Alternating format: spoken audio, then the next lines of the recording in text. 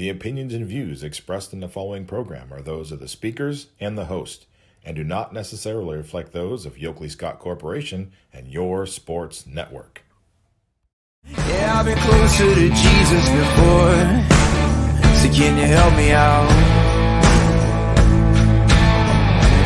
Oh, can you help me out? Am I on my own? Am I on my own? But can you help me out? Am I on my own? Am I on my own? Or can you help me out? Can you help me out? I've been scared to look in my soul.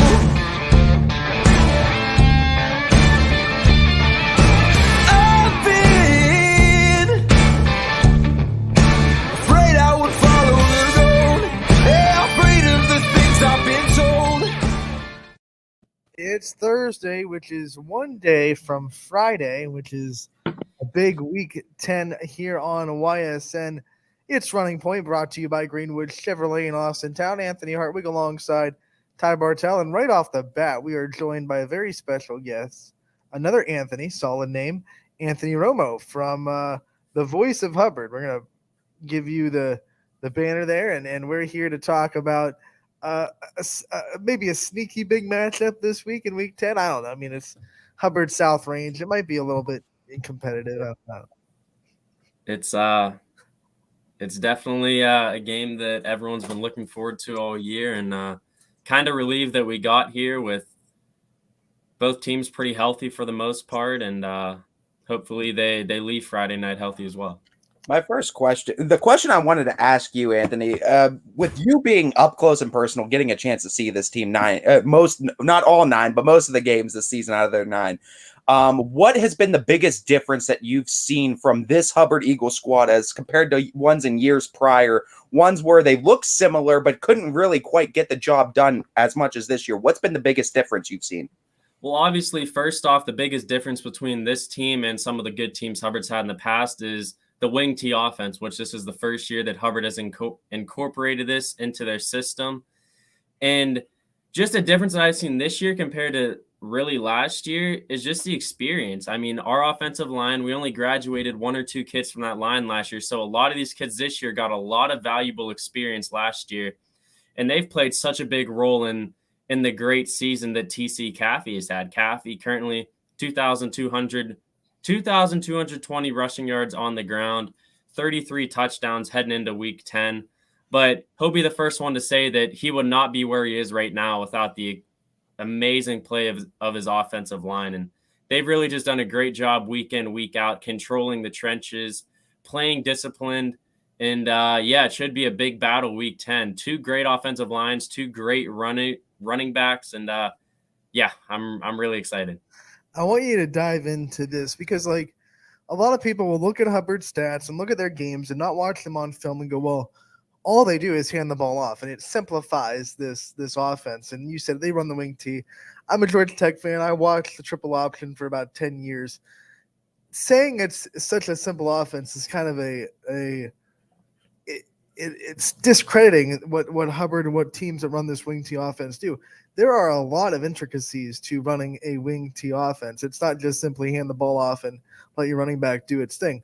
Just dive into some of the creativity and some of the different kind of schemes that Hubbard can run out of this wing T offense that make them so deadly. And with this being the first year of the wing T offense, the first couple weeks of the year, some people were getting a little unsettled. They were nervous that as the season went on, teams are going to be able to figure them out because the first couple weeks, they only ran a couple intricacies of the set, whether it was a toss right, toss left, a stretch play, or a run just right up the gut. But as the year went on, I want to say every single week this year, Hubbard has added at least one intricacy to this set, which makes them very dangerous when you're watching film because you think you have everything down, but come game time, they're going to throw a new swirl into that set that you have not seen at all this year. And something that Hubbard has done a very good job of is they've been spreading the wealth. I know you see on paper TC has a whole bunch of the rushing yards and touchdowns, but Ben Wilcox has played a big role in this offense this year as well. He has taken a lot of misdirection carries, and he has also just taken the spot of TC Caffey when he needs a little bit of rest. Ben has done a great job this year, and he's only a junior, so he'll be back next year. And also, Yanni Haas-Mihalis played a big role in week 1. He had a 70-plus yard touchdown against Norway, but he unfortunately did get injured against Mooney, tore his ACL, so hopefully his rehab will go very well, and he'll be a better player next year than he was this year for his senior season. He's also a junior as well. And also, we've seen a couple times quarterback Nick Hendricks has also faked a handoff and taken it himself around one of the sides with the tackles pulling. So Hubbard each week this year, I'm getting chills right now. This is such a big game this week. I love talking about this. Love talking about the Eagles. But coming into this week, we'll see if Coach Hoffman can pull something else out of his sleeve and add something else to this offense. We don't even know if it'll be back next year. Hubbard usually for many, many years has ran the spread style offense from the gun for the most part, but they really wanted to make sure that TC got the exposure that he needed this year, and they thought that the wing T offense would be the best to go with TC and really show how explosive he is. I mean, it's really hard for one man to take him down. He's a hard runner. He's going to run through every tackle, and his legs are going to stay churning until you make sure both knees are on the ground. And looking at this too, I mean, there's no doubt that Hubbard has had some really good football teams in the past, but there's been that separator from good from great, and there's always those reasonings. And going into this season, the first one was Cardinal Mooney. Can you get Cardinal Mooney off your back? Hubbard answers that. The next one that came up, the challenge, Poland. Can you get the Poland monkey off your back? They were able to do so. This one might be the biggest challenge yet. How does not only Hubbard get this monkey off their back of South Range, but what is the climate within the Hubbard Eagles locker room right now? How are they taking this game right now? And is it as serious or more serious than the Mooney and Poland games? I'll tell you what, I actually got the opportunity to speak with a couple of the Hubbard Eagles last night. I spoke with Mason Hodge, who is a senior in the secondary. I also spoke with Tommy Cease, who's a senior on the offensive line, committed to Grove City a couple weeks ago to continue his career. They are pumped for this game. They both said they just want it to be Friday. They just want to prove that Hubbard football is for real this year. Like you said, coming into this year, we had never beat Mooney before. Beat them. Also, Poland, that was a big game. Not many people thought Hubbard could take the Bulldogs down, considering the last 2 years, Poland has really just beaten the Eagles down with Jack Fulton at QB.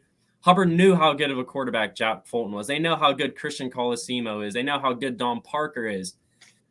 They stepped up to the match and they delivered. And coming into this week, last year, South Range beat Hubbard 44-14. That really left a sour taste in the mouth of those Eagles last year. And Hubbard last year, a lot of the kids playing in tonight's game got playing time last year.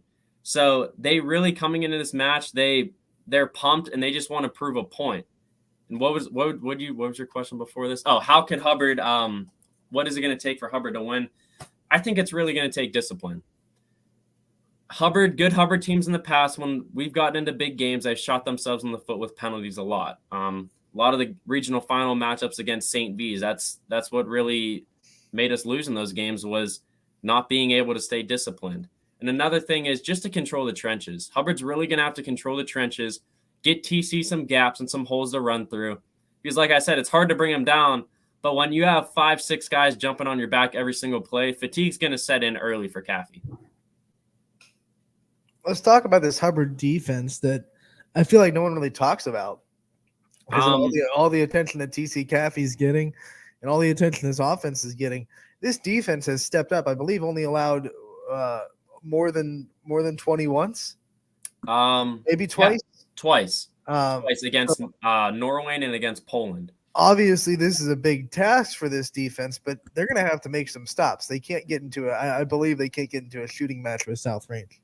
Yeah, that's definitely not something that you want to do. And I believe South Range has not punted during conference play this season, if I'm correct. So I think the early part of this game is really going to be where Hubbard's going to have to make a statement and show that they've mastered the film, they're ready to play, and they know their keys. This Hubbard defense has been sneaky all year long. As you said, a lot of the attention has went to the offense with TC Caffey and Ben Wilcox on occasion. But this secondary has played very well. They stepped up against Poland. They played a very good quarterback in Jack Fulton this year. They played, I think, an exceptional quarterback in week 2 against Poland when Ashton O'Brien came in, or against Mooney. I think I said Poland, but O'Brien, I think he's only a sophomore, and he played very well for the Cardinals when he came into that match. But our secondary, Mason Hodge, Ben Wilcox, Tino Page, they know they're going to be tested. We've played some passing teams this season. Niles, they threw the ball around a little bit, and our defense stepped up to the occasion. Then up front, Alex Goodrick, he has a YSU offer. In the fourth quarter of these games, his stamina has really played a big role because we've seen, especially against Poland and against Mooney, he made some big stops in the fourth quarter. I mean, where he just busted right through the line and got in the backfield in no time. So South Range, they're definitely going to have to double team him, I think, on some occasion. But when you're double teaming Goodrick, I mean, you also have Nicky Van Such on that defensive line. You have Donnie Sheffo out there. And hey, we might have to throw. We don't see TC on defense too much this year. We saw him on playing linebacker against Poland. I'm sure we'll see him this week as well because everyone in the Valley knows how good of a running back Dylan Dominguez is. So, Hubbard defense really going to have to make a statement early and just stay strong throughout the game. Don't get too excited. Just read their keys and play Hubbard football. Here's an interesting question. If South Range is forced to punt, especially early in this game, which they haven't done all year, especially the first team, do you think Hubbard gets really aggressive with their punt pressure to try to put as much pressure as possible on a punt team that really hasn't been out there all year? Yeah, I definitely think that. Against Girard on senior night a few weeks ago, Hubbard actually blocked a punt. Alex Goodrick blocked it. Nicky Van Such returned it for a touchdown. Now, there was a block in the back at the 2-yard line when it wasn't necessary, so pushed them back and negated that play. But yeah, Hubbard also, when they force teams to punt, there's not too many times. Sometimes they'll throw TC back there. Sometimes you throw Landon Bates back there. But most of the time, I mean, Hubbard plays heavy up front on that line. They try to attack the punter. But that's also a thing where it's like, if Hubbard gets South Range to a 3-and-out early, and it's like, wow, we get them to punt, which they haven't done in conference play, do you really want to send a bunch of guys there right away who we know the adrenaline's pumping, and you don't want possibly a roughing the punter or something like that to give South Range a new set of downs? But I'm sure that Coach Hoffman's going to have his team prepared, and also they're not going to have their heads too high. If you watched my interview with him last week after the Niles game, he said that these guys they're focused, they know the task at hand, and they're very mature. This is a very mature Hubbard team that, like I've mentioned many times during today, that they have a lot of experience out there. So I think that they're going to be ready for the challenge, and I don't know. We'll see if we can get them to 3-and-out early. We'll see what Coach Hoffman decides to do. You talk about that discipline, and I want to kind of bring up that Niles game because that was one of those games where we both said on the network, this could be a trap game for Hubbard. This is the first time you guys were playing a Division III opponent, and it was right before a big game against South Range. And I think, once again, as they've done all season, they proved us wrong yet again and shown that this is a different Hubbard Eagles squad. They're focused, they're determined. Talk to me a little bit, because Coach Hoffman can't be on the field the whole time, and he can be coaching every single play. Who are some of those senior leaders that are kind of help fuel that maturity and keep that kind of mentality on the field?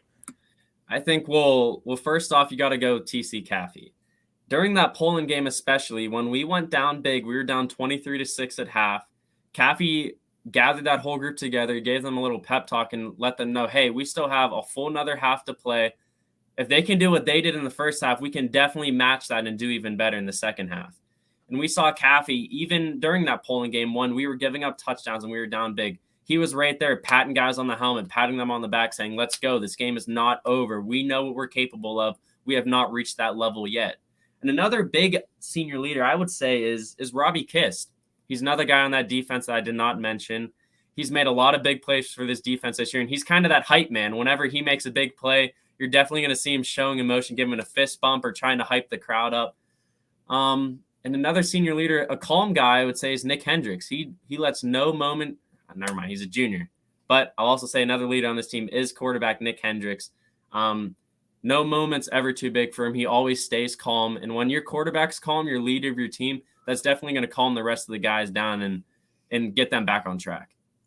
Yeah, and I think, you brought up Hendricks. I don't think he gets as much love as he should either, because quarterbacking is so important in this wing T offense. You have to make all the right reads. And it's Of hard. course. I mean, it's a split-second decision on, is this defensive end breaking in, or is he staying out, or should I hand the ball off? Should I keep it? Those are split-second reads that he's making the right read almost every time. And yeah, Nick, he's a very smart player off the field as well. His quarterback, Nakia, used to be, he was kind of the LJ Scott before LJ Scott at Hubbard. Nakia went on to play at YSU. I believe he was on some of the national championship teams. But yeah, Nick, we've been in situations where, and everyone knows, even when you watch film, especially with this wing T offense, you do not want to get these guys behind the sticks. You do not want to get them, especially in third down and long situations where you really have to open that playbook up and spread it out. But Hendricks has made a couple big throws to, especially Landon Bates, on some third and fourth downs to keep the drive going and move the chains. And I want to take a second to speak about Landon Bates as well. He was that guy. We know how good of an athlete is, but especially in a team when you have TC Caffey, you're not going to be throwing the ball too much. But Bates has made some big receptions when they've really counted. And then last week especially, we threw him into the Wildcat set for the first time against Niles. And, I mean, he had a day. First off, in the first quarter, made an amazing touchdown catch from Nick Hendricks. Got a foot down in the back corner of the end zone while falling backwards. Made the catch. And then we threw him in Wildcat sets a bunch last week. I don't have the stats on me right now. Actually, I can look that up real quick. But Bates, he had a lot of draw plays, and he did a very good job. Also ran the read option a little bit with TC Caffey. But last week, Landon Bates against Niles, 11 carries, 106 yards, and 2 touchdowns. He looked very shifty out there. And coming in, I mean, we kind of figured that it was something that Hubbard was just throwing on film for South Range to show that, hey, we can do this as well. But I don't think many people expected Bates to perform as well as he did last week. So we'll see how much they use him in that set against the Raiders tomorrow night. Question for you on this on offense now. And we know both of these teams come in with a very good offense, very good defense. I said Tuesday I gave a slight edge to the South Range offense, slight edge to the Hubbard defense. For Hubbard's offense, though, at what point do you think, if at all, Hubbard opens up the passing game if the running game is not getting the traction that they want? At what point do you think, or if at all, do you think they open up the passing game? I think that Coach Hoffman is a coach that no matter what's going on, he's going to stick with his game plan, and it's very rare that he will shy away from that. But I think it really dictates on the score and how well our defense is playing early. If South Range gets out to an early, let's say, 2-possession lead, and we're down in a third down and long situation, they're really shutting Caffey down. I think that's when the passing game will start to open up, and we're going to have to start making the defense think a little bit more. And we have weapons. We have Landon Bates. We have Levante Daniels, who's only a sophomore, who had some big plays in that Mooney game as well. Who else do we have that can catch the ball? I mean, we have Ben Wilcox, who can run out there and catch some passes if need be. So I really think that it'll dictate on just what coach is feeling. If he thinks that the running game is really not working, and we know that every week against this Hubbard team, when you have a running back like TC Caffey, and you see the amount of carries he's gotten this year and how many yards he's gotten, you know teams are going to stack the box. And it's just something that you're going to have to play through. So we've seen it at times this year. We've seen Donnie Sheffo have a couple of touchdown receptions for this Hubbard team. He's somewhat of a tight end for this team. He's moved off the line. He had a big reception in that Poland game when we were down 7. I want to say it was 16-0 because we gave up 2 touchdowns and then a safety snap one over the punter's head through the back of the end zone. It was 4th down and 1 or 4th and 2 in that Poland game. Late in the second quarter, Nick Hendricks, play action, went back, found Donnie Sheffo. I mean, his hands were fully extended to catch that ball in the end zone. But that's really what woke Hubbard up. And if they don't convert that 4th down, I don't know if they find the momentum to come back in that game. I would love a first play from scrimmage, play action bomb. Don't roll it out. Don't roll it out. Keep that defense on the heels and always put it in the back of their mind, even if it doesn't work, even if it's an incomplete pass. I think that would just be setting the tone for the rest of the game.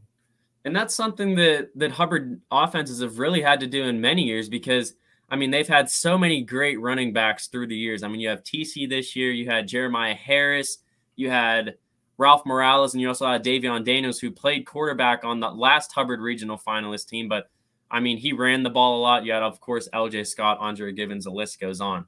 But Hubbard has really had to keep defenses on their toes through many of these Coach Hoffman-led teams, because if you play Hubbard, you know many years that they're just going to look to run the ball and run the ball and run the ball.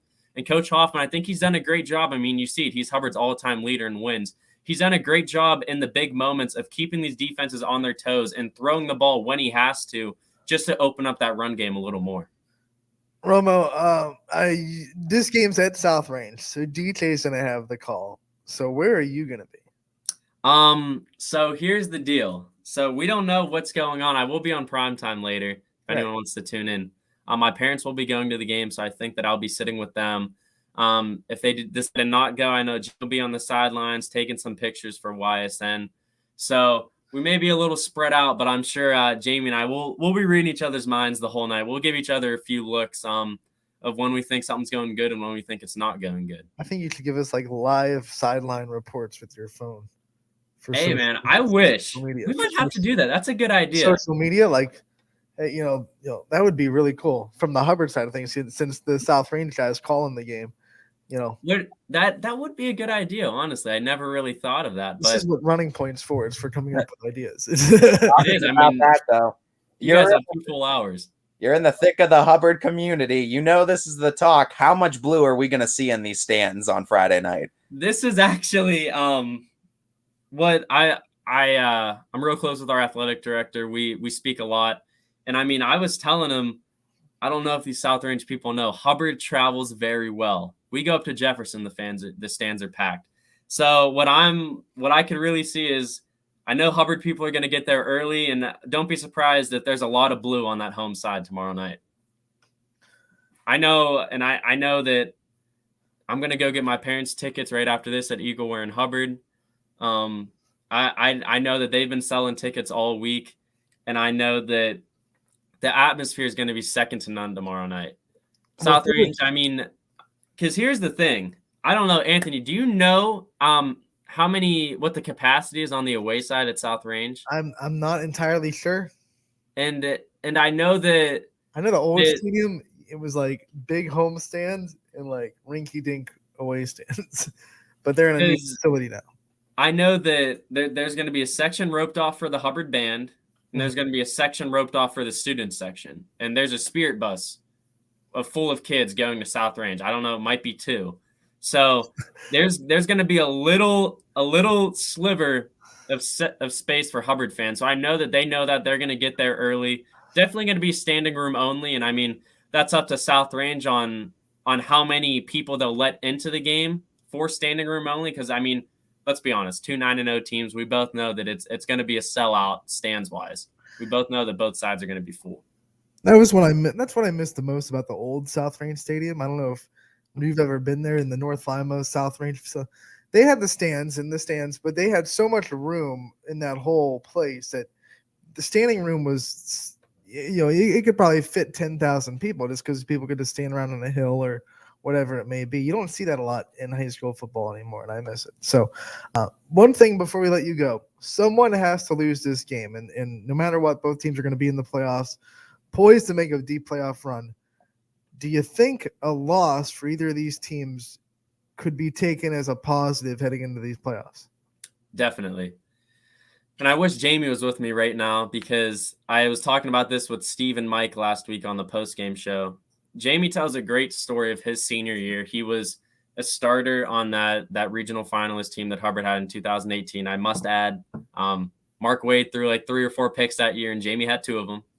One in the game of the week at Hubbard and one in the regional final, which he returned like 70 yards.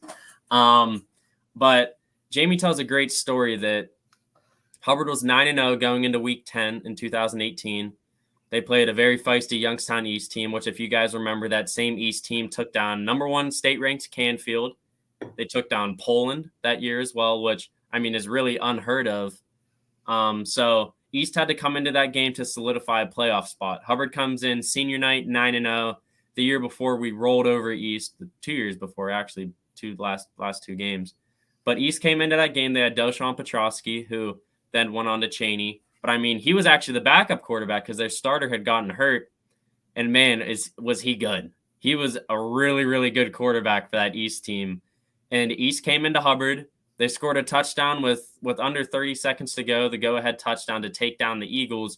And just like that, Hubbard loses the undefeated regular season. They finished 9-1.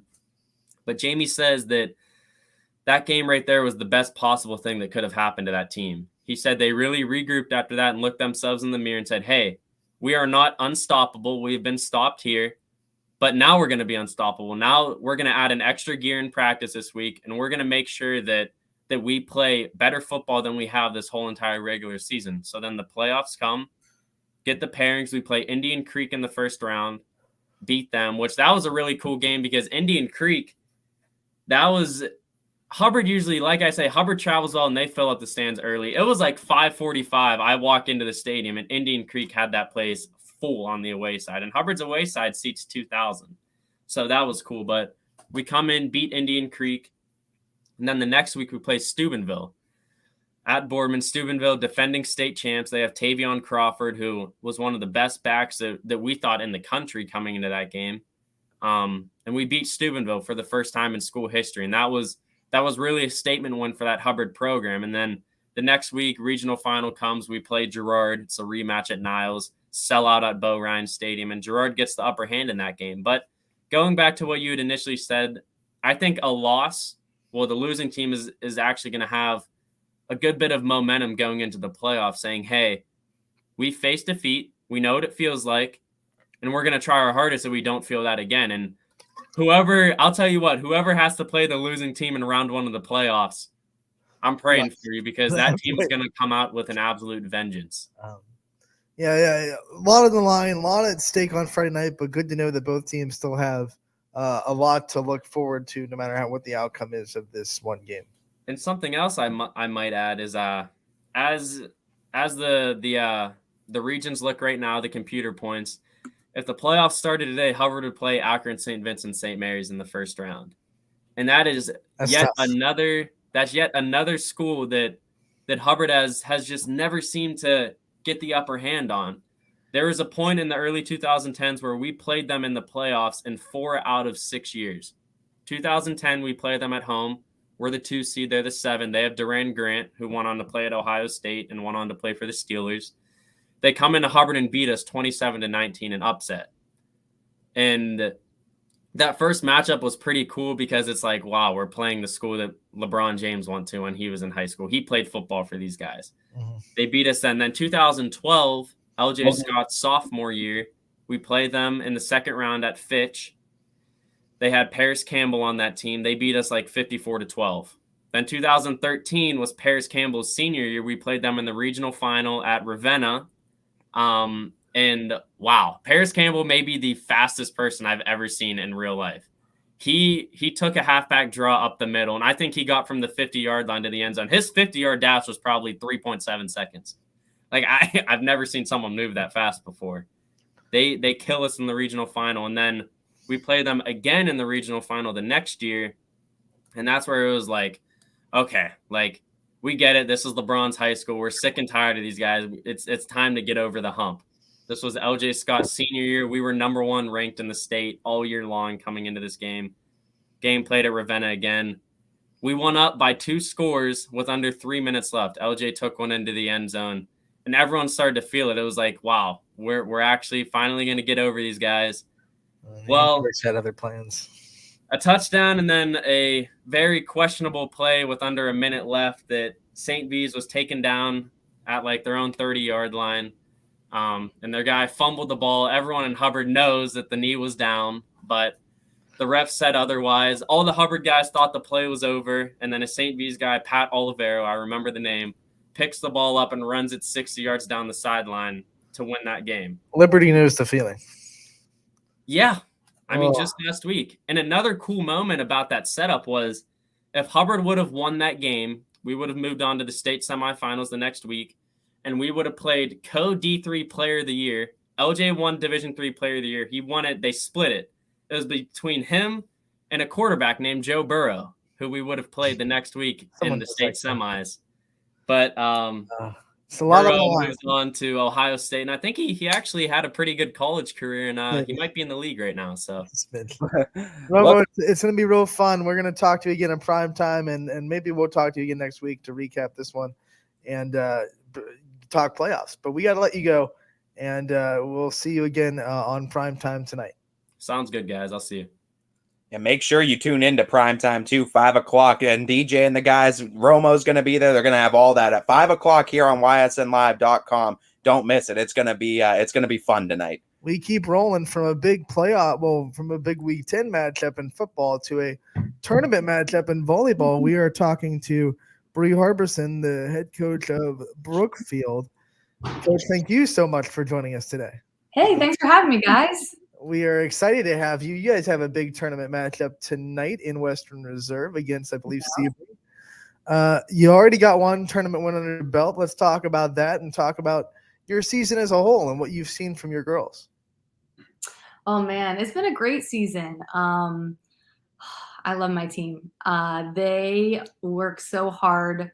They show up every practice with just drive to get better each and every day, which I just love that. And honestly, that comes from our seniors. They're great leaders. They hold the standard in practice for the team, what we're expecting. But other than that, it's fun. We're just having a lot of fun. It's exciting. It's exciting it's my first year here at Brookfield, so having a lot of fun with them. And in your first year at Brookfield, I mean, pretty successful season at that. And kind of recapping this year too, what does it now mean to you getting your exposure to the Brookfield community, the school? What does it mean to you now to be a Warrior? Oh, that's a great question. I don't know. I feel like the meaning of a Warrior is to fight, is to have that drive and that warrior-like mentality. Which I hope I'm leading by example for my team in that. But I feel proud. I feel really proud to be a Warrior. My dad went to Brookfield. My brother went to Brookfield. I did not go to Brookfield. I've lived in Brookfield my whole life. So even though I didn't go to Brookfield, I still feel like I'm part of the Warrior family. I know coaches don't really like moral victories per se, but I keep saying that you are the only team in the MVAC to take a set away from Crestview, and we all know how impressive Crestview looks this season. In that match, and it feels like that match after, you guys really propelled and got momentum. Mm-hmm. Was that kind of taking a set away from a team like that and really competing with a team like that? Was that a momentum boost for the rest of the season? I think it was. I think it showed our girls the potential that they have, that the coaches and myself and my two assistants have been seeing them the whole year. We have the ability to really, really put it all together and shine. But Crestview is a great team. They got a great coach. They're disciplined. They're a really good team. But so I think we are too. I really think that we have that potential as well. I think a lot of it is the girls buying in. It's crazy to me that we have so much talent, but we don't lack that self-confidence all the time. So a lot of this year, just as in this first year of coaching, is getting the girls to see their potential, to see when they go all out, where they can be and what they can do. But that Crestview game, that was fun. That was a really, really fun match. I was really proud of my girls. Worked really hard that week. Not just to take down, a set from Crestview or anything like that, but I, like you said, I think that was a really momentum boost. When we played at Crestview against them, the girls were, we played pretty well there as well. And so the girls, I think, saw then at the away, because we played them back to back. They saw then that they could compete. And so I think I think we practiced 1 or 2 times in between when we played them again. Can't quite remember, but they really did have like a different feel at practice, a different just energy going on there. So I think the biggest thing there was the confidence booster for sure. I want to talk about that a little bit too. And another matchup I want to kind of highlight too. Garfield was another one of those where first time around it was a 3-0 a loss. Second time around you force it in 5. And I think that's the biggest thing is, and you brought it up too, a lot of growth that you've seen in just one season from these girls. Talk to me in those areas that you've seen the most growth since game 1 of the season until now, and where there's might be some other areas you still think there's a potential for growth in. So our season started off with a lot of injuries, unfortunately. A lot of ankle injuries. So we had our middle go down, Bailey Hackett. We had an outside go down. We had kind of a utility player go down. So all right at the beginning. So I'm like, girls, you better get on these ankle braces. But they, once I think we got back in rhythm, even though Bailey Hackett came back, I still think she was a little bit like weary of it. She's fully back, now. But at the beginning, just like kind of come back playing. But she bounced back pretty quickly from hers, even though it was a pretty rough sprain.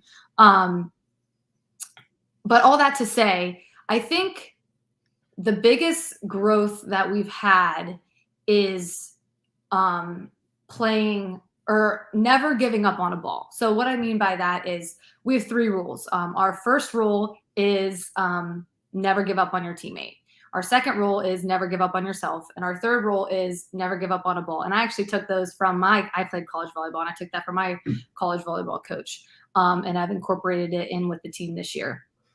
But all that to say, really, really big one is never give up on a ball. And by that, we mean you don't stop. You are all out the whole time until you hear that whistle.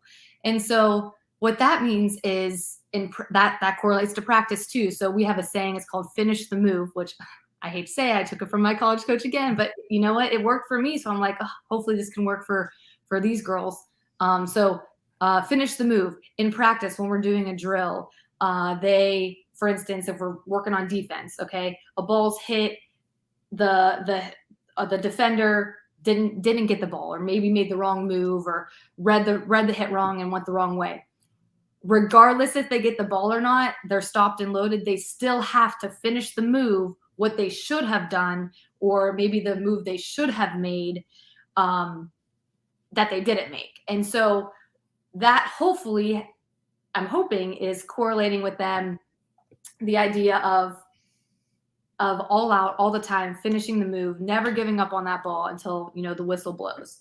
And so I think that has been the most growth for us this year, on top of, just like skill work and things like that. I forget what your other question was. What was your other question?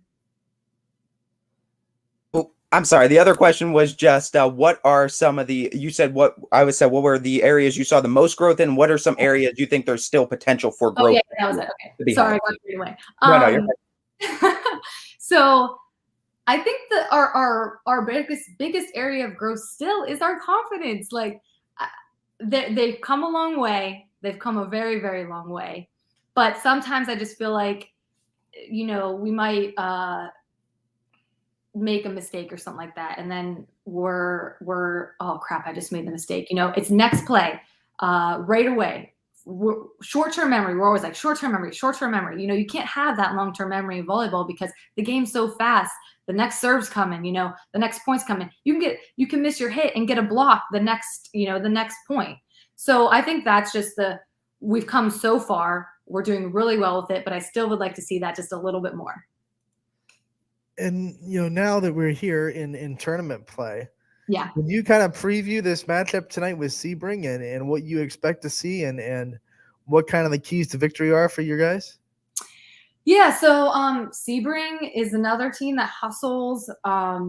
They don't give up on a ball, so it's important for us to stay in the game. Another term we use, whistle to whistle. Meaning the first whistle of the serve to the last whistle of the point. It's all out. So I think that's going to be our biggest key tonight, is just playing whistle to whistle, being focused on what's going on, hitting wise, reading the hits, and of course getting our serves in. And I don't think I have to tell you anything. I mean, I'm sure you've seen it on film, but I think Sebring, their strength is their net defense. So Yep. how are you guys going to counteract the blocking? And what kind of things can you do to kind of avoid the block, get it over the block, and keep that block honest? Well, I mean, it definitely starts out with a good serve receive pass. And I think that's so overlooked in volleyball.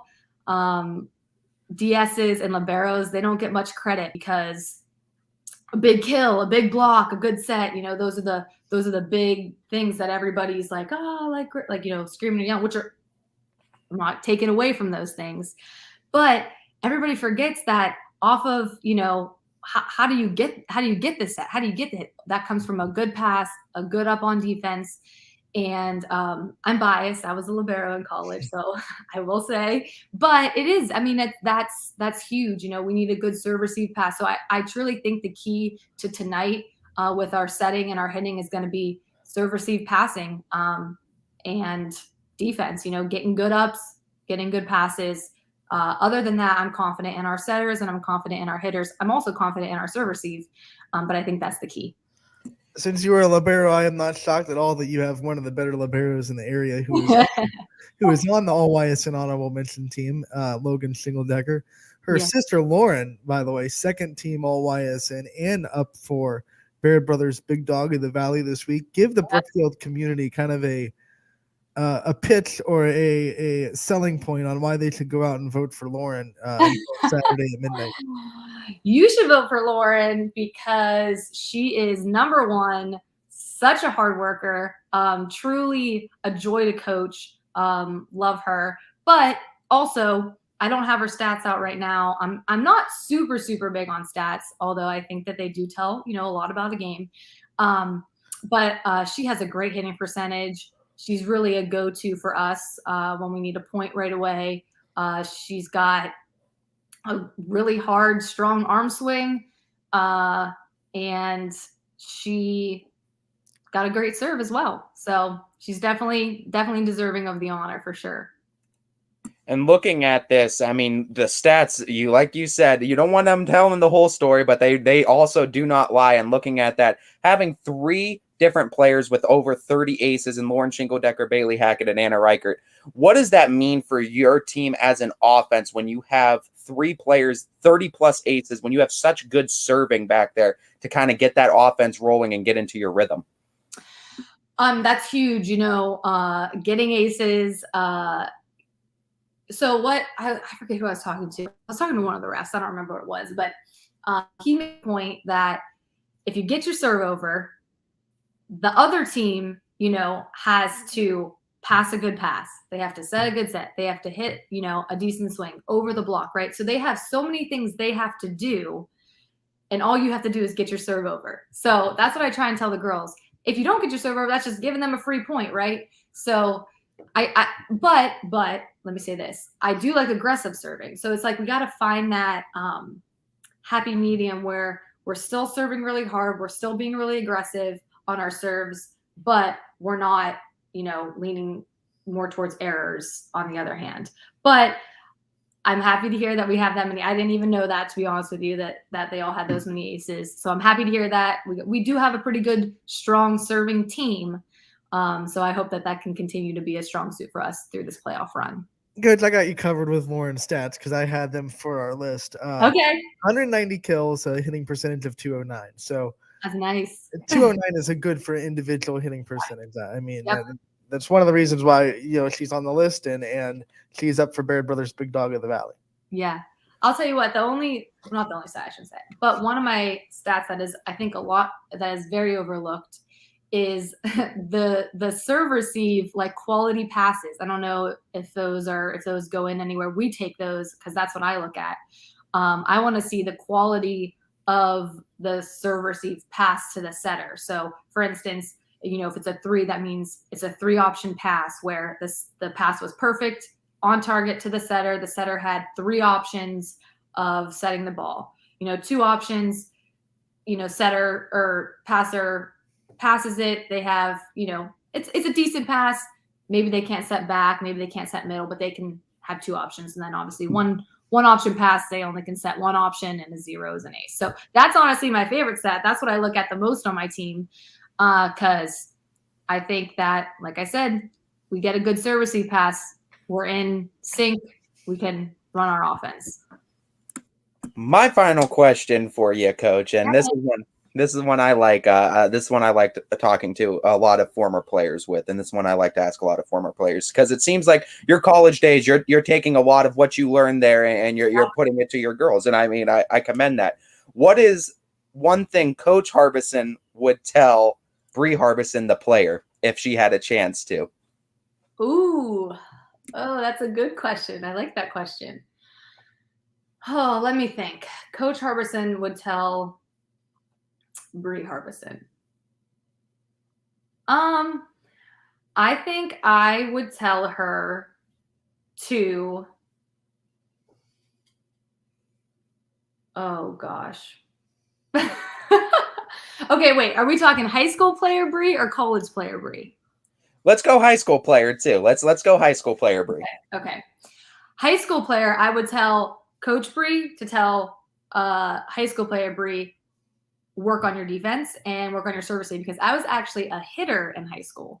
So when I went to college, my college coach turned me into a libero, but I was a hitter. So I would tell my high school self to work your tail off on serve, receive, and defense, because I had to learn so much my freshman year in college.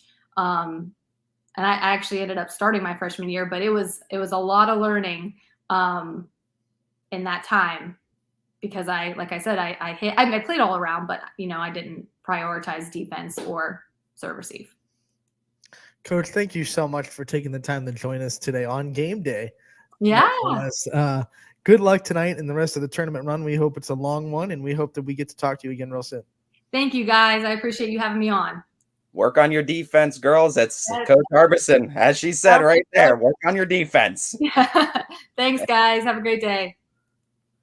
That was Bree Harbison, the head coach of Brookfield Volleyball, awaiting their big matchup tonight in the sectional final against Sebring. And it should be a good one. And the winner will play the winner of Western Reserve. And I'm getting all these brackets mixed up. Western Reserve. Hold on. There's a lot of games. There's a lot. One thing I do take away from that, though, and what I like about that a lot, and what I like about that question, especially for former players that are now coaches too, it kind of gives you that, it sheds some light on kind of what they were when they were in high school. And to realize that these girls that are in high school right now aren't all that different than what it was like when you guys were playing, when coaches were playing too.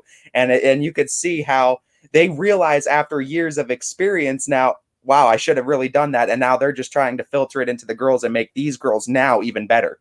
So the sectional that it's lined up now, it's going to be Western Reserve versus Heartland and Brookfield versus Sebring. The winners will play each other in the district semifinal. And that will be on, I believe, next Wednesday at 6. And that district will take place at Columbiana High School. So winners go to Columbiana for district. Tonight at Western Reserve, doubleheader. Western Reserve versus Heartland, and then Brookfield versus Sebring. Should be a fun one too. And I mean, I think Coach Harbison's going to have her girls ready, no doubt. Sebring's going to be a tough matchup. Should be a great match though tonight. You can't overlook a team like Brookfield because they are battle tested. They've played Garfield twice. They've played Crestview twice. They've taken a set from Crestview. They've beaten a lot of good things. So 3-0. That's a big one. Sorry. No, a sweep of LeBray that just beat South Range is a huge win on that schedule for this Brookfield team. And this, Coach wouldn't point this out, but I want to point that second matchup against Garfield. Unfortunately, Coach couldn't be on the sidelines, so I think she laughed when you brought it up. I think secretly in the back of her mind, I think Coach Harbison feels like they could have won that game. They probably could have, but Coach had her fingerprints all on it, and you feel, and you don't know, maybe they win, maybe they don't. If she is on that sideline, you don't know, but you could definitely tell that game plan was improved. They realized what they did wrong against Garfield the first time around. They adjusted it and came so close to taking it in 5 cents against a very, very good Garfield volleyball team. So we'll see how it all shakes out. This is the first day of sectional finals. more sectional finals on Saturday. And by the end of the day on Saturday, we will have our district semifinals set in every division. It's going to be real fun. Oh yeah, absolutely, and we're excited for it. Right around the corner as volleyball is in full swing. Get some more matches in tonight. At Austintown Fitch on Saturday, Canfield plays Aurora at 2, and then Austintown Fitch plays in their sectional final at 3:30. If they both win, then they're meeting each other for a third straight time in Solon for a district semifinal. And that would be something with it. So a lot of excitement going on this week for volleyball, and don't miss it because we got volleyball tonight, football tomorrow, volleyball the weekend. Oh, sports are covered for you here. More volleyball coming up next too, because we have the YSN Player of the Year, Abby Householder, joining us at 1 o'clock on Running Point. But before we get to that, we will take our first time out of the day, pay some bills, and don't go anywhere. This is Running Point, brought to you by Greenwood Chevrolet in Austintown. New things happen all day. Some are good, some not so good. In today's complicated world, while you're busy working, playing, and living life, we're busy helping you make sense of the day's news. And there's only one place where it comes together with clarity, context, and accountability. It's 21 News at 6 with me, Madison Tromler, and Derek Steyer. 21 News at 6. It's what the day's news really means to you. Welcome home to a home made homier with Baird Brothers Fine Hardwoods. Inspiration starts at BairdBrothers.com and is turned into reality when high-quality hardwoods are delivered right to your home. Baird Brothers has the latest design trends, shiplap and skinny lap interior siding, antique oak rustic flooring. And, well, you'll find them all at BairdBrothers.com. Ordered easily, delivered conveniently, enjoyed comfortably. BairdBrothers.com. At Greenwood Chevrolet, shop with confidence knowing we're ready to go the extra mile for you. With the largest selection of used vehicles in the Valley, backed by the Greenwood Advantage Warranty. Every one of our vehicles has undergone our own 126-point inspection, so it passes the most important inspection, yours. No other dealership has the extra inventory, gives you extra for your trade, and goes the extra mile for you. Only at Greenwood Chevrolet. WRS Wealth Advisors, the area's premier wealth and retirement specialists. Located on South Avenue in Boardman. Quality, customer service, and integrity. Those are the 4 words that have driven our success since 1957 at Joe Dickey Electric. Joe Dickey Electric is one Mahoning Valley landmark business that stays current with the requirements of our customers. Family owned and managed, we are an electrical contractor and energy solutions provider. Every member of our team adds to his or her skill set through ongoing training. Residential, commercial, industrial, automotive, and more. We keep ahead of the needs of our customers with a fleet of more than 50 vehicles and 24/7 emergency service, so you're never left in the dark. When looking for home design inspiration, don't just be inspired, be Baird inspired. Whether new or remodeling, Baird Brothers has the latest trends like shiplap to refresh your home. Go from inspiration to installation with our wide selection of in-stock American hardwoods. From the rustic charm of antique oak to the warmth of traditional cherry, Baird Brothers has what you need to make your home inspiring. Baird Brothers, our family's heritage, your family's home. For a great vehicle and a great experience, come to Boardman Mitsubishi today. As always, our full lineup of Mitsubishi models comes with a standard 10-year, 100,000-mile powertrain warranty. Boardman Mitsubishi, your hometown Mitsubishi dealer since 1999. Coca's Pizza, always supporting our community and our local athletes. Stop in on game day or score big and have it delivered right to your door.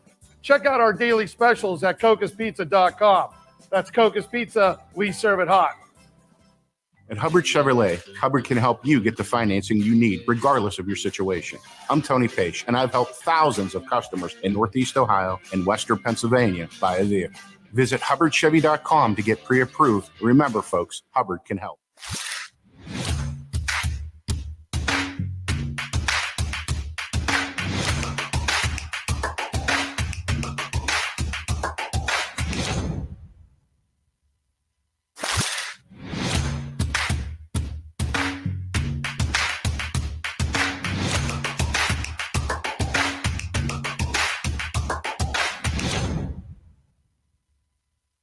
You're not waiting to see what the world has in store for you. It's more about what you have in store for the world. All you need is the opportunity. All you need are the resources of a large university and the advantages of a personalized academic setting where you can experience new worlds in the arts and sciences, business, and education and make them your own. We are where you shape your future. We are Youngstown State University and proud. Welcome back to Running Point on ysnlive.com, Thursday edition, brought to you by Greenwood Chevrolet in Austintown. And how fitting that last commercial was for Youngstown State University, because we have a future Penguin, the YSN Player of the Year in volleyball, Canfield's own Abby Householder, joining us today. Abby, thank you so much for joining us. Thank you for having me. As Abby, I think my first question I wanted to ask you for this is, going into this season, you guys played a gauntlet of a schedule, and I think there was no question in that. And you were able to stay strong through it as the other girls, some of the younger players were coming along. In that process, talk to me a little bit about some of those younger players and those underclassmen. And did they kind of ask you for kind of guidance going along the way? And what kind of growth have you seen from those younger players? Yeah, for sure. They, like, if they would make a mistake or whatever, they would ask me like what they did wrong or what they can do better, or just they would see me do stuff. And I don't know, they would just constantly be asking for advice, like if the coach was explaining something that they didn't understand and stuff like that. And over the season, I've definitely seen like a lot of growth from like all the players, like all the younger players, and even like the upperclassmen too. Just like as a team, I think we've gotten so much better. Now we go over the accomplishments this year: 1,000 career kills, YSN Player of the Year, District Player of the Year. I'm sure there are more to come. Before the season started, what were some personal goals that you set for yourself coming into the year? I mean, my biggest goal obviously was the 1,000 kills, but just to have fun, I feel like, because over the past couple years, we've lost a lot of seniors and like players, like key players for our team. So we really didn't know what to expect coming into the season. So I just wanted to have fun my senior year with my friends and just play volleyball, I guess. And I feel like that's a lot easier to do once you knew about the YSU commitment and having that opportunity to play. Talk to me a little bit about that now. Has it been easier to kind of focus on this season and this upcoming tournament now that you kind of have the college volleyball checked off the list now? Yeah, it's so much easier. There's like the pressure is just completely off knowing that I'm going there and I'm committed, and it's so exciting. But yeah, it took off a lot of pressure because I know a lot of people are still like looking at colleges, even if they're not playing a sport in college. It's just like a lot of pressure and like classes and signing up for stuff, and I just don't have to worry about any of that. So it was really nice. Let's talk about Coach Scott and what it's like being under her, and what kind of things that she's done for this team and has helped you grow in as a player.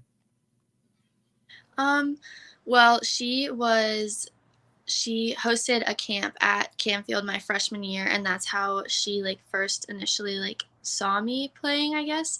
And she also hosted one this year at Canfield. And she's very encouraging, but she's still really hard on us. So when we would make mistakes or whatever, she would encourage us and like tell us what we can do better, but she would still hold us accountable because she knows what we're capable of. So I really like that about her. In a moment of kind of reflection now and looking at the Canfield community as a whole, you talk about what Coach Scott's been able to do. Talking about the community now, how much has this community meant to you? And just reflecting on your time with Canfield, just talk to me a little bit about what the city and the people in Canfield mean to you. They do mean a lot. Like there's so many parents and families that have just supported me and my family like through the whole process. And there's been some ups and downs, but they've all been there the entire way, encouraging us and like especially me, and just being right by our side and pushing me forward to be a better person and player. So the community has definitely had a huge impact on me as a person and a player. So I want to talk about the last match of the season, regular season for you guys at Girard.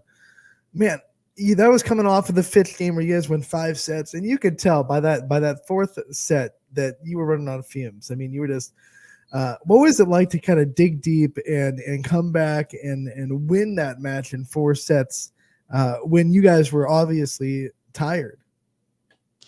I think it honestly was like really good for us going into tournament, like being at the end of our season, because it showed us how much we were capable of, even though we were all so exhausted and all so super sore.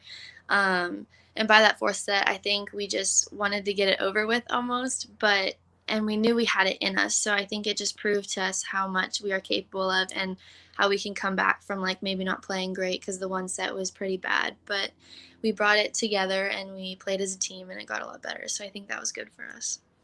Looking at your stats year to year, the stats don't lie. That's one thing I always say. And there's one thing that is for sure is that you are constantly improving in multiple categories year in and year out throughout your high school career. So obviously credit to you in that drive to always wanting to get better. But the question now becomes, after you get 450 plus kills in a season, how does Abby Householder improve and what are you looking to continue to get better at? Honestly, just everything. Like, I feel like I can always get better at everything. There's always slightly something that you can slightly change to get better in every aspect of volleyball. So, like, even just little things. And I know Coach Scott will help me with those at YSU. And just like maybe different shots, like for my hit, and like being more consistent with hitting those like on purpose and stuff. But I don't know. The things that I think gets overlooked by a lot of people, and the defense. I mean, everyone talks about your offense, and why not? You have over 450 kills, but you have more digs than a lot of players in the area as well. How much pride do you take in your defense and being able to help the team while you're in the back row? I love defense so much, like almost as much as like hitting in the front row and stuff. Like it's just so cool, I guess, when you line up and like you get that pass perfectly, like you line up exactly where you're supposed to be, and it's almost like you're just so proud of yourself like in that moment, especially if it's like a really hard hitter. I don't know, there's something different about defense, but it's awesome. Looking at your tournament run now that is going to be set to start this upcoming Saturday, you got that matchup, of course, with Aurora. Talk to me a little bit about what it's like inside the locker room. How excited are the girls for this matchup? It's a very good Aurora team that's going to test you right out of the gates. We're definitely really excited. I know there's obviously some nerves because it's one and done, but there's a lot of excitement. We just did film yesterday at practice, and we watched Aurora, and we statted them and stuff like that. And I think it's definitely a possibility, like for sure, that we can beat them if we play our game and we play how we know how to play. And there's just a lot of excitement there because I think we have a pretty good path to get far if we play our game. Like, because if we win on Saturday, we play Fitch on Tuesday. So I think we have a pretty good path ahead. You know, obviously in volleyball, communication and chemistry are so important on the court. What are some of the things that this team does off the court to keep chemistry tight-knit and make sure that, you know, their communication is there and the chemistry is there? We've had some team dinners throughout the season. We've had some at people's houses. We've had some at like actual dinner places. And then one of my favorite things that we do is like right after tryouts, we do a team all-nighter. So we usually do it at the school, but these past 2 years it's been at someone's house, and we just stay up all night and we play games and we talk and we just get really close. And I think that's definitely something really good for our program, to just start the chemistry and the bonding really early in the season. And looking at this now and kind of just talking about yourself outside of the volleyball world a little bit, talk to me a little bit about kind of what inspires you and some outside motivating factors, whether that be, you know, that could be a person or that could be really anything. What kind of motivates you game in and game out?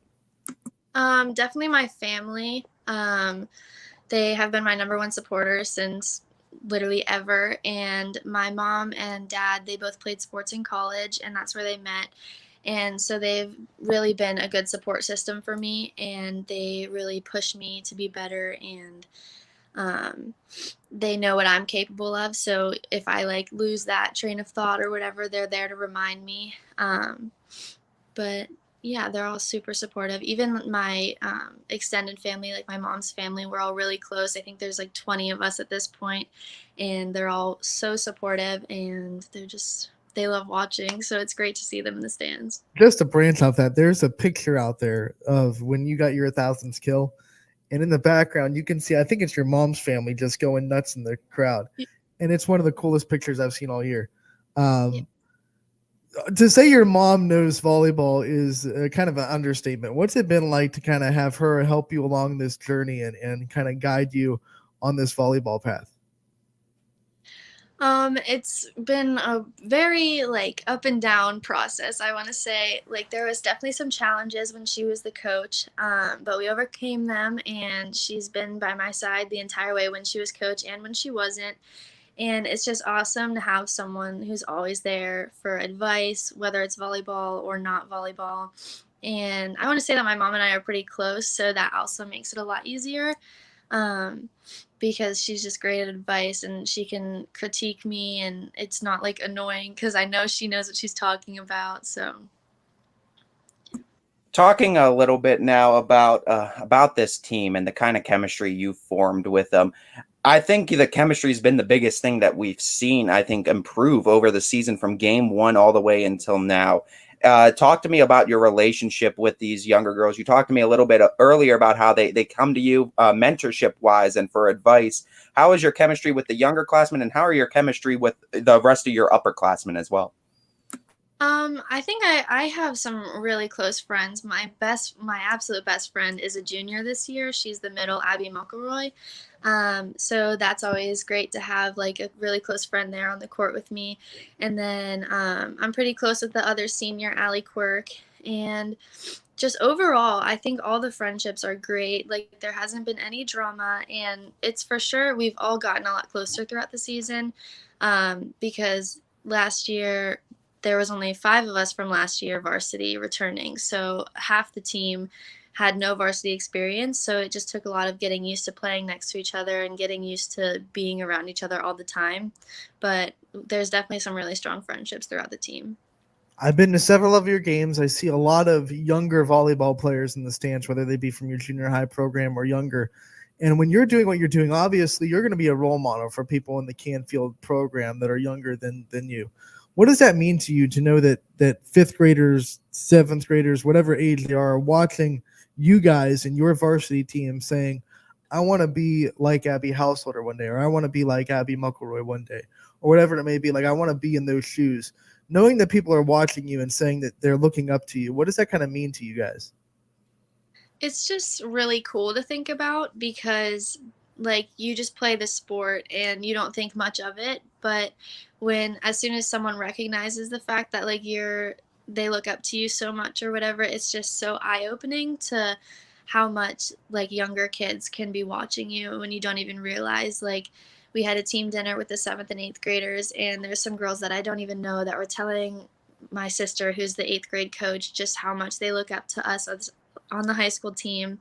And it's just so cool because something as simple as a dinner and them coming to a couple of our games can just create such an impact on them, and it's just cool to think about. Obviously, we know about the tough matchup that you guys got coming up Saturday, but we also know that the Canfield faithful are loud, proud, and they travel well. So talk to me a little bit, and not even really a question, but more of a call out to that Canfield community. Let them know that how much you need their support on Saturday. We definitely need a lot of support on Saturday.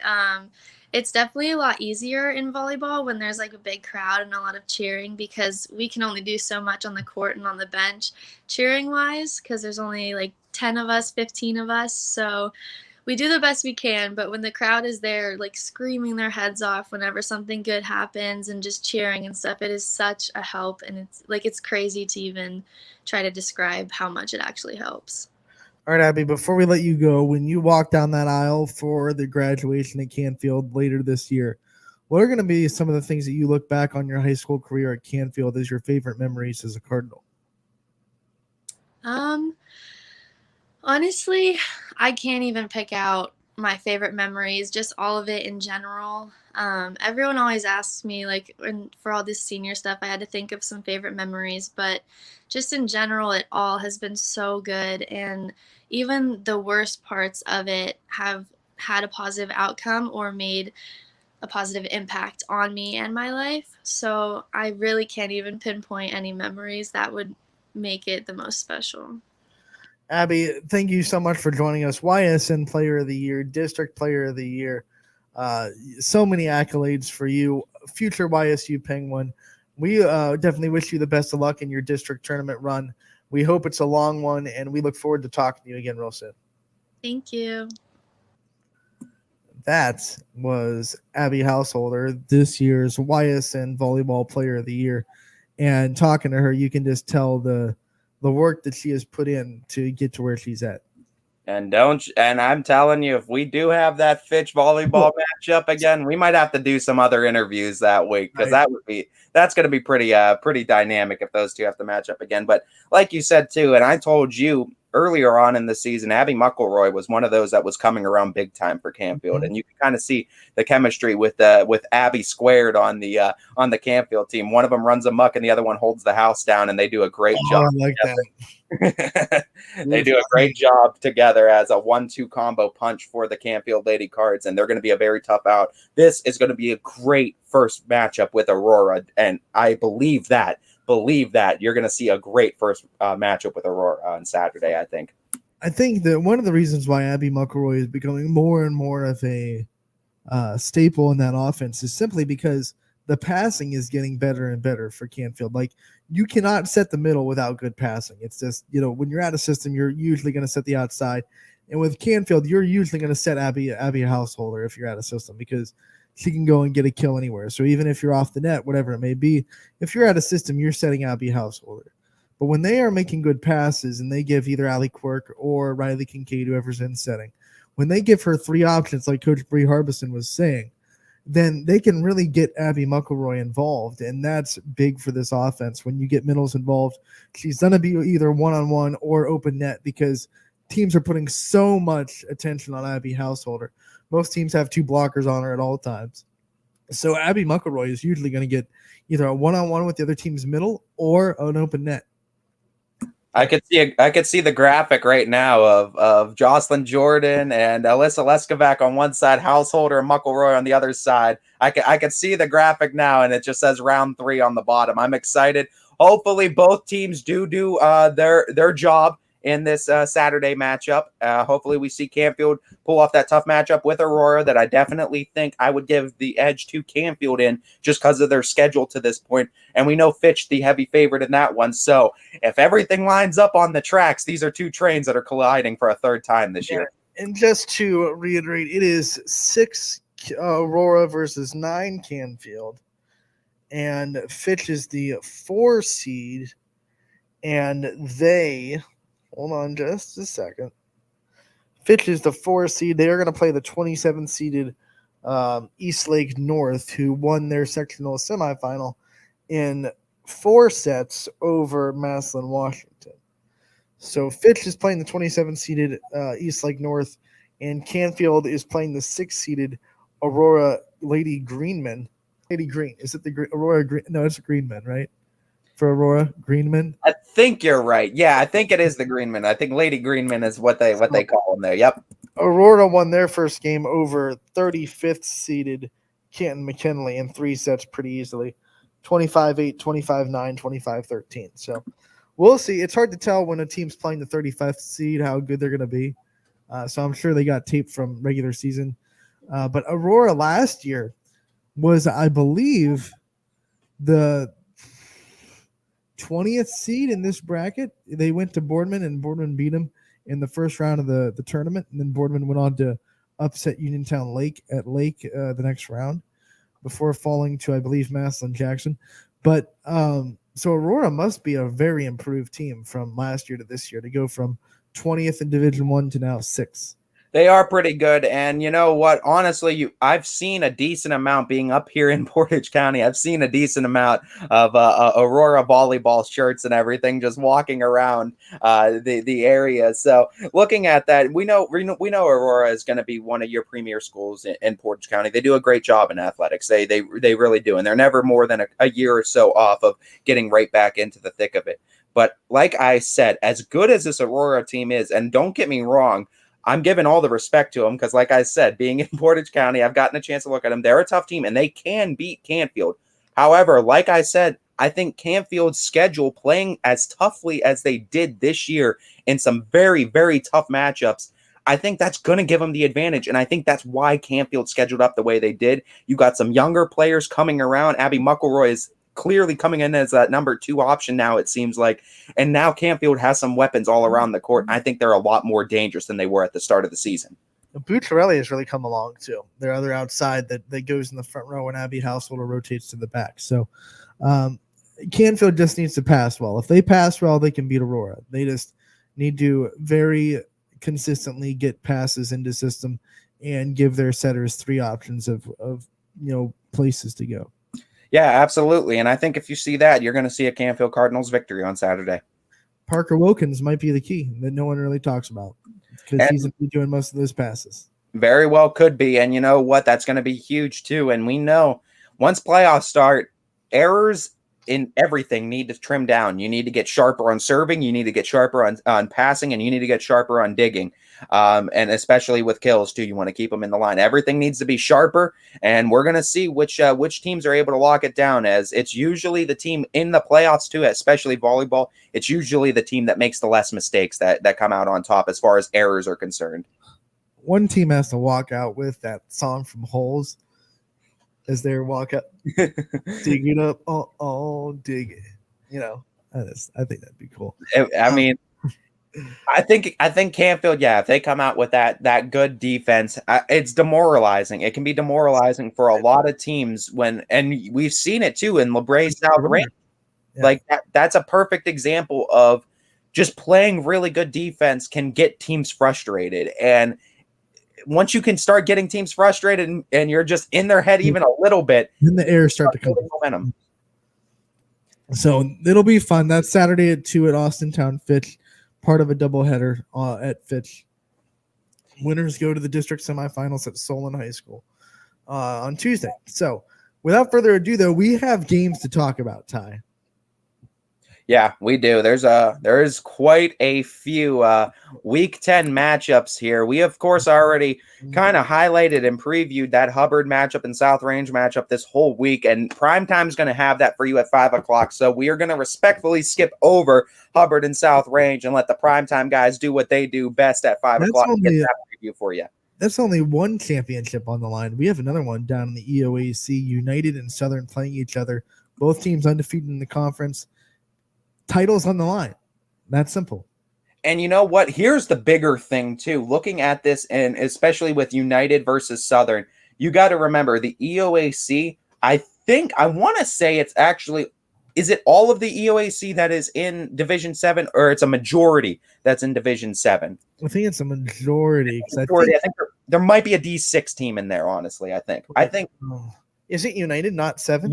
United is a D6 team. You're right. Yeah. So it's D6 United versus D7 Southern. Now here's where this plays out big. Not only is the EOAC championship on the line, but you got to look at this now. Southern being ranked number 6 in it with a loss can drop as much as down to 9 and lose home field advantage. That's going to be a big one. Here's another big thing you have to watch out for now. With Wyndham now unfortunately unable to be participate in the playoffs, it has now opened up a spot in Division 7 for teams to take advantage of. And now a team like Wellsville that was kind of out of the running now all of a sudden with a win and maybe a little bit of help, they're the 18th seed. Steubenville Central Catholic and Monroeville sit above them. But a win against Latonya this week could very well sneak Wellsville into the playoffs now. So, and where it's an unfortunate thing for the Bombers, it could be the Tigers' opportunity now.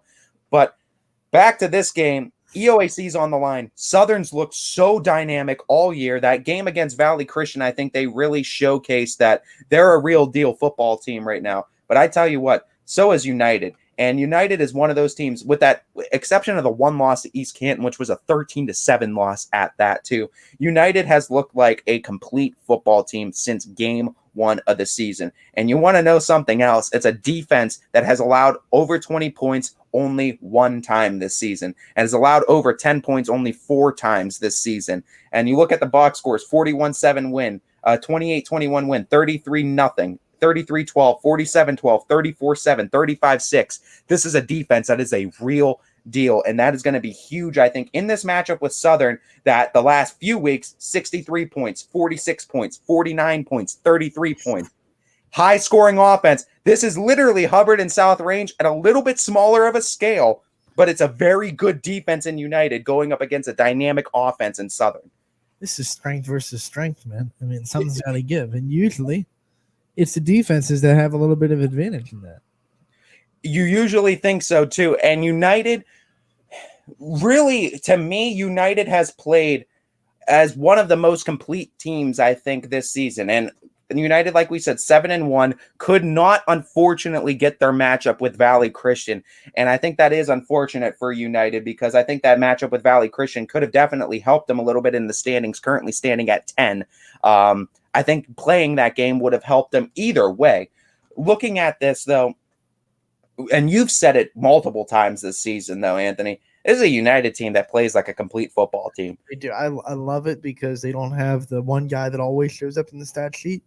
They just have guys that show up and execute their job, and that's why every week it could be someone different leading them in yards or leading them in offense or making the big plays, because they don't have that one superstar. And sometimes that's okay. If you have a bunch of guys that just do things good, something that can be better than having one guy that does things great. And the biggest thing for me, too, it's the last game of the season, but it's also a home game for United. And I think that is going to play a huge factor in this matchup with Southern. And United faithful need to get behind this team, and they need to be rocking and loud, because that defense is going to need it. When that Southern offense is on the field, you better expect United's faithful to get loud and rocking, because you're going to need to. They're going to need your support as much as they can, because this is a very good Southern offense too that United's going to have to try to bunker down. And Southern has had explosive plays in the run game, like a lot of 60-plus yard runs. United has to make sure that they make Southern drive down the field if they're going to score.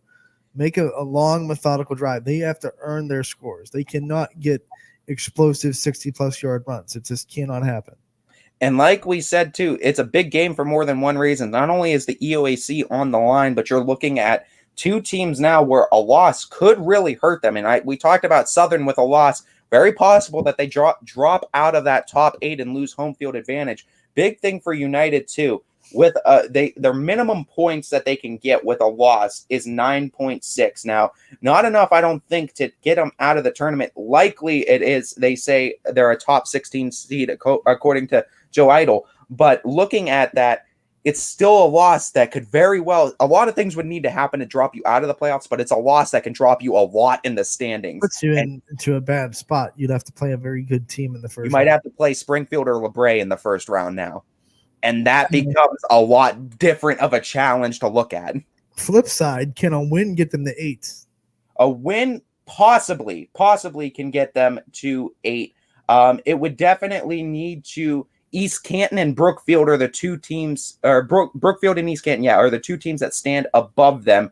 East Canton at the 8 seed plays a 7-2 Malvern team that very well could come away with a victory against East Canton. Brookfield, of course, we know, playing champion tonight. That one is, again, too. That one's going to be champion out too, because champion's always been competitive. Yeah, don't count champion out in that one at all.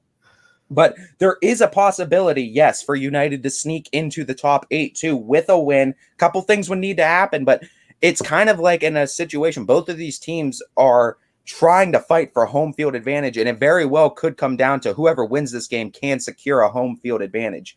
And that makes this game, I think, a little bit more exciting. Can you imagine if United gets that 8 seed and then East Canton's 9, they have a rematch with the Hornets in the first round of the playoffs in United?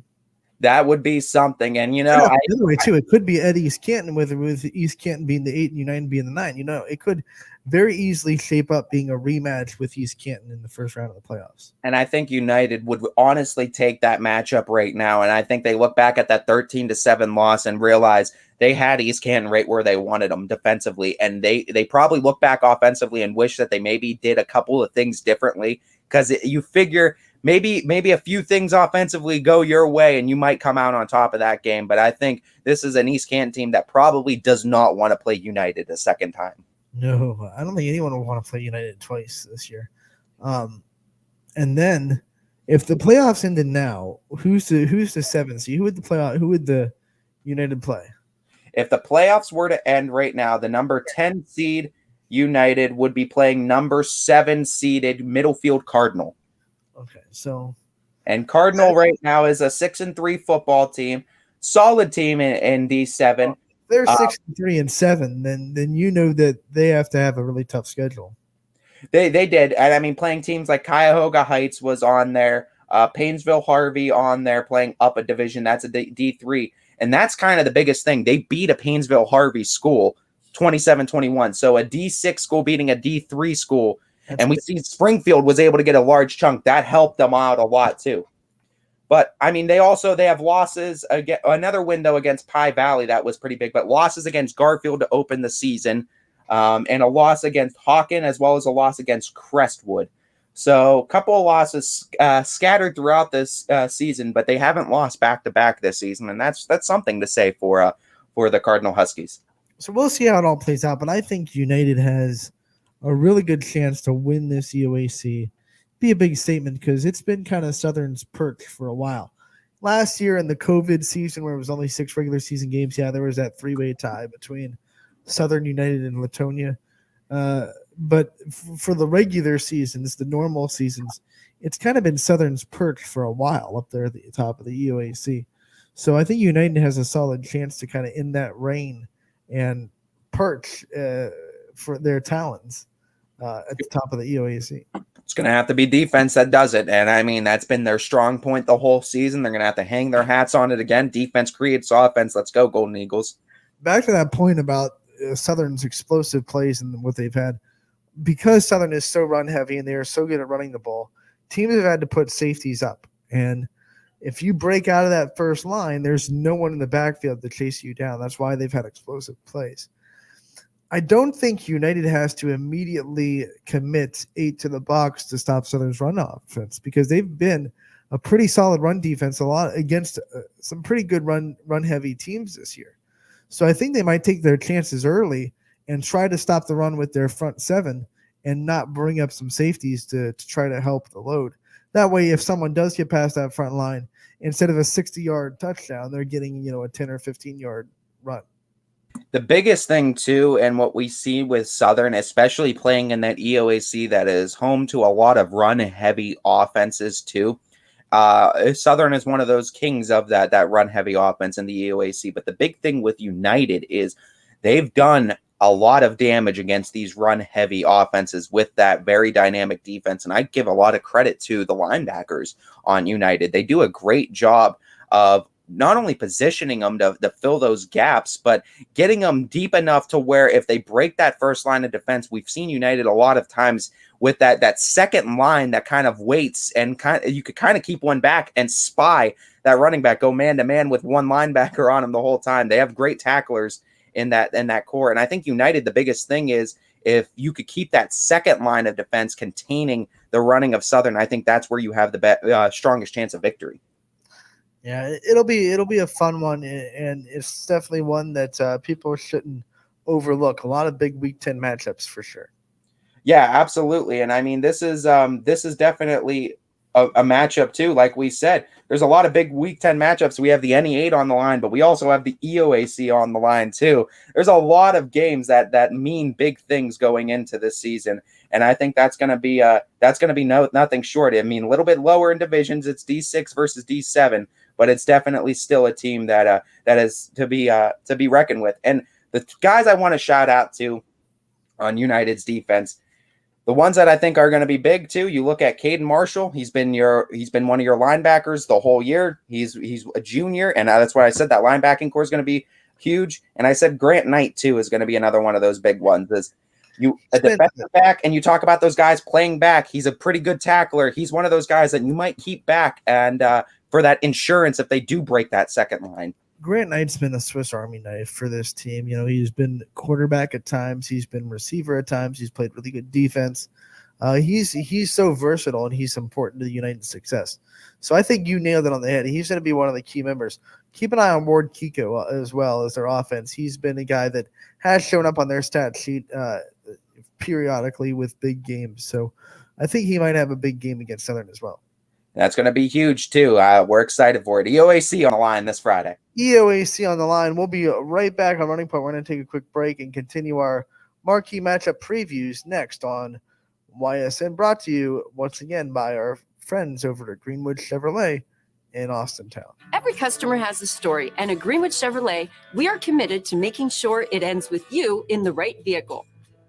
I get to be part of somebody's adventure, whether it's buying a car for the first time, helping them get approved, or finding the perfect car for their budget. I'm proud that people trust me with their finances. They trust me to take care of them, and they trust me with their story. I'm Tracy, and I'm ready to go the extra mile for you, only at Greenwood Chevrolet.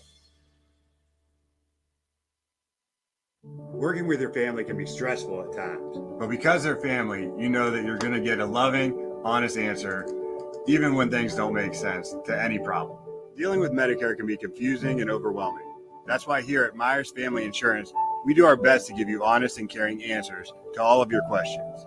Family, like Medicare, isn't always perfect, but when you put others first, the results can be amazing.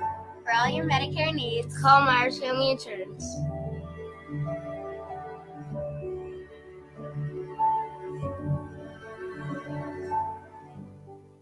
It's storm season. I think we're under the gun for some heavy storms over the next couple of hours. And Storm Tracker 21 is ready. This is probably the one we're keeping a closer eye on. On air. And locally, we're going to have a lot of eyes on our area. Online. All right, let's talk high-res futurecast and the timing of this weather. On social media and on our app. Notice we'll have scattered showers on Thursday. Stay ready with Storm Tracker 21. The severe weather threat now through around sunset this evening. Hi, this is Tommy Clem, owner of WRS Insurance Solutions. WRS Insurance Solutions is a local independent agency that specializes in life, Medicare, long-term care, and disability products. Call us at 330-953-3722 or visit us at wrsinsurancesolutions.com to learn more. Good luck to all the student athletes in the Valley. Hi, I'm Colin Chupa. And I'm Kelsey Clem from K-Squared Marketing.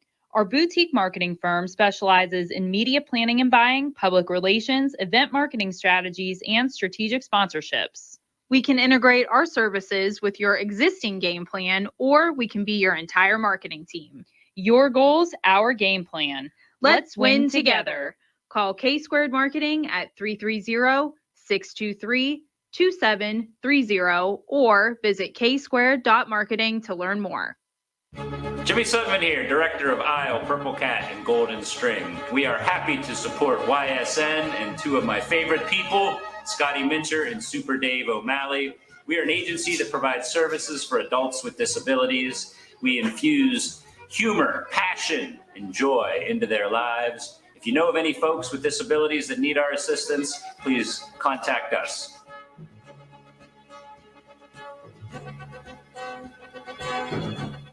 Your teams work hard and give it all they've got. Well, so does ours, because 21 Sports and YSN give you extra effort when covering local sports. 21 Sports and YSN, winning coverage of our Valley's teams. Planning a project around your home or rental property? Trust the electrical service to the local experts with 62 years of serving the Mahoning Valley. Joe Dickey Electric is your local go-to source for responsive, reliable residential electrical work. From everyday maintenance and repairs to new installations, electrical upgrades, and safety inspections, no job is too big or too small. Call Joe Dickey Electric today, 800-549-3976, or visit DickeyElectric.com. That's DickeyElectric.com. Dealing with Medicare can be confusing and overwhelming. That's why here at Myers Family Insurance, we do our best to give you honest and caring answers to all of your questions. Family, like Medicare, isn't always perfect, but when you put others first, the results can be amazing.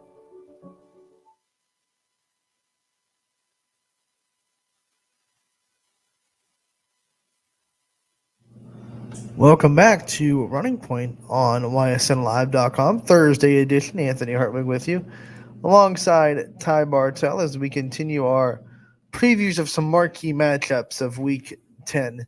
And we talked about Hubbard South Range at the top of the show. We talked about United and Southern just before the break.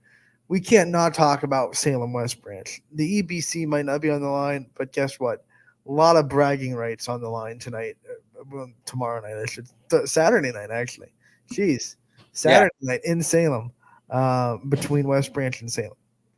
Yeah, as it's going to be a part of a double barrel action on Saturday night for you, as we do have a Saturday afternoon game as well, but 2 7 p.m. games. It's the Holy War at one end, and we got the two Salem West Branch, not for the EBC, but definitely a big rivalry on the other end. So you got two key matchups to look forward to on Saturday night. Also, a reminder that Wellsville and Latonya has been moved to Saturday as well. So that'll be on Saturday night as well. Latonya needed an extra day of practice after getting over some COVID protocols. So they moved that game to Saturday. We're happy they're able to get it in. And Saturday at 7, Wellsville versus Latonya. So triple barrel action, excuse me, of what we originally had on the docket. So another game added to the night game, and that's going to be actually really big for Wellsville. And let me tell you why, because everything else in Division 7 is going to happen on Friday night.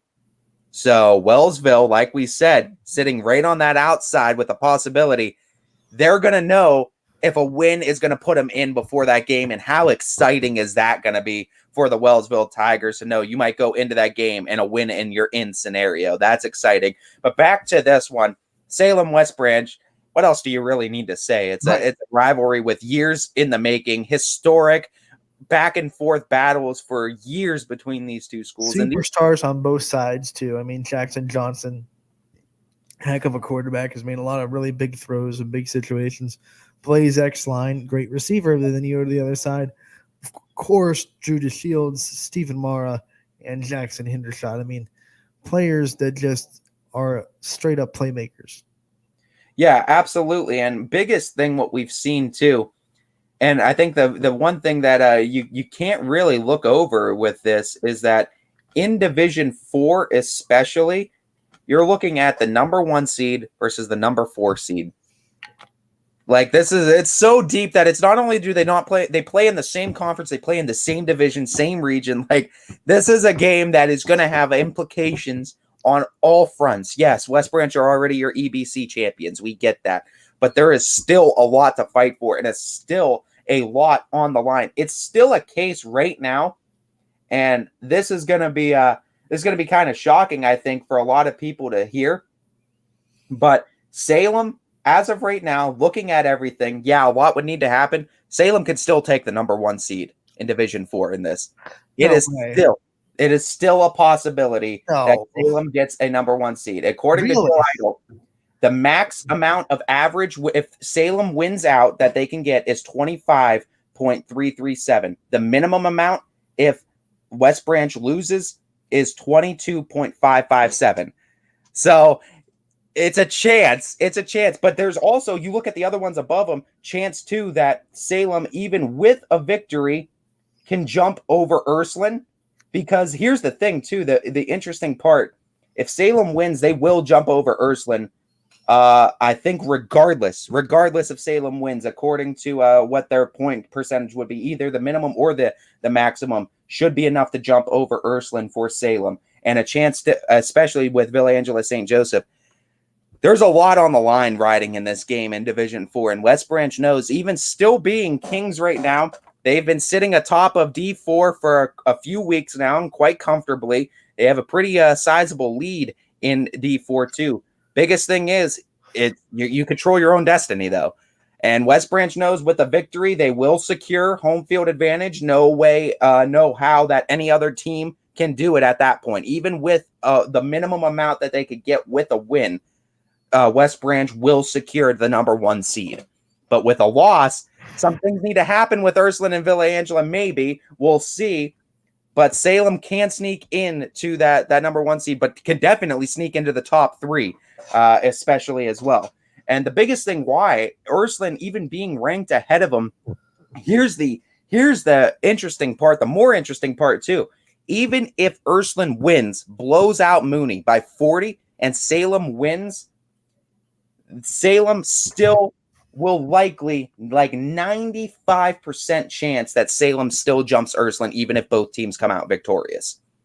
And that just goes to the max amount of points that Ursuline can earn with a win and the minimum amount of points that Salem can earn with a win. It's very tight marginally. And if Salem gets, I think what it kind of comes down to is the divisor. And the biggest thing is West Branch's divisor is higher because they've played a full 9-game slate. So I think going into this, there's a lot of pressure riding on both teams. Salem can still jump some seeds. And by the way, the Villa Anna St. Joe's game this week, they were supposed to play against Padua, canceled. Oh my goodness. I didn't even know about that. So now that is straight from the VASJ high school Twitter account yesterday. And with Ursuline being in a position that even if they win, Salem can jump them. This can't, like we said, this is a very realistic possibility that Salem can take over number 1 seed. And you think about everything that Salem has gone through this year with those 2 losses, heartbreaking losses. West Branch has been talked about as the kings of this EBC this whole year, the kings of Division 4. How much would that mean to the Salem Quakers community if they could knock off West Branch and not only knock them off and beat them 1, but take that number 1 seed from them too? That would be absolutely devastating to a West Branch community. And Salem wants it. Boy, does that add a lot to this game on Friday now. I'm posturing like this because this just turned into a wild, wild west. It really did. I didn't even know. Props for you for bringing it up, but like Salem, with 2-loss Salem has a chance for the 1 seed. And it's very real. And the biggest thing is those 2 losses, both within a single possession, a 2-point loss to Canton South, or Carrollton, and a 6-point loss to Alliance.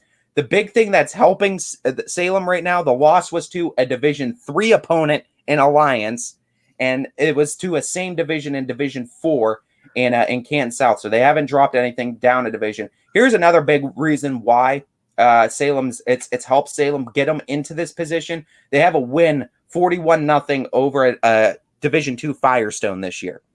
That's helping them a lot, and that's getting them a little bit closer and in that striking distance to still take number 1. One of the reasons why they're number 4 in a very big Division 4 with 2 losses. Yeah, and also a win over Marlington, a D3 school. Of course, West Branch has that win too, both being in the EBC, but that's the big thing to look out for. And West Branch, we look at their schedule.